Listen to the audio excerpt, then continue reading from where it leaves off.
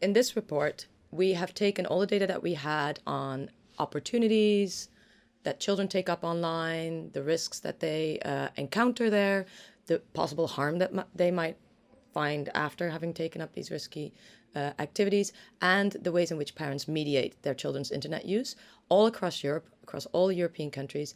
And then we looked at what the patterns were in particular countries across those three things. So the opportunities, the risk and harm that children might encounter, and the way that parents mediate their children's internet use.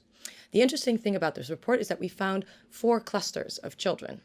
One was the unprotected networkers. The other one was the protected by restrictions. The third one was one that we called semi-protected gamers. And the fourth cluster, which was a cluster of the Nordic countries mostly, was a cluster of supported risky explorers.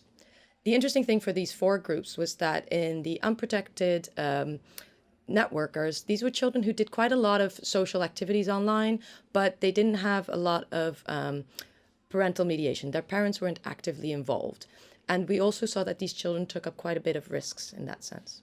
In the second group of the protected by restrictions, children did not encounter as many risks, but they, on the other hand, also did not take up the opportunities that the internet might offer. And we thought that that might be because their parents really restricted their internet use in terms of times and in terms of the things that they were allowed to do online. In the third group, which was quite a different group of semi-protected gamers, these children took up a lot of entertainment opportunities and socializing opportunities. They also encountered fewer risks, and their parents were involved in a different way. So there were different kinds of parents in these countries.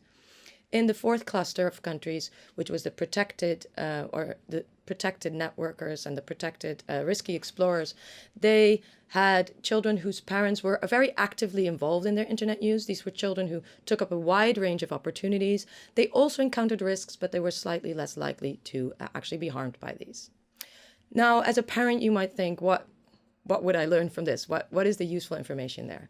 One of the things that we found slightly worrying was that there is a pattern in some of these countries where parents are actually so restrictive in the children's internet use that on the one hand, they might not encounter harm, but on the other hand, they are also not able to take up the benefits that the internet has to offer.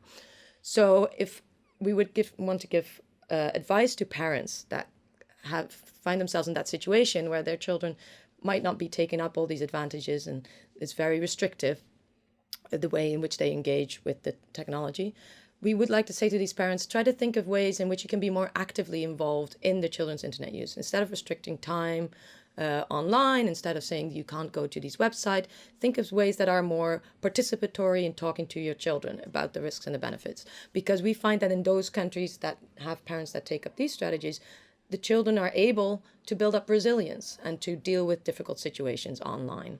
So that would be an important bit of advice for parents in that context. Now, what does this mean for Europe in general? Because there were quite a bit of difference between different European countries and a lot of strategies involved that have to differ, therefore, between these countries, between what different governments might do, what different NGOs might do to help parents to manage their children's internet use in such a way that they can be managing their children's internet use but not restricting the opportunities that they take up.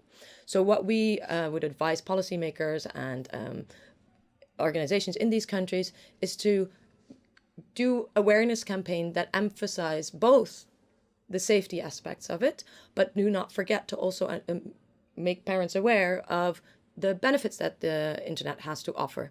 And so one-sided campaigns won't work because it might create a situation, if it's just focused on safety, where parents will just restrict their children's internet use. There will be fear, but there might not be this positive type of engagement, which children in this digital age really need, because that's the way they will interact with other people, take up learning opportunities and things like that. So we would like to really stress this kind of balance between the benefits and the risks, between awareness of the positives and awareness of the negatives at the same time, to create a literate population of young European citizens.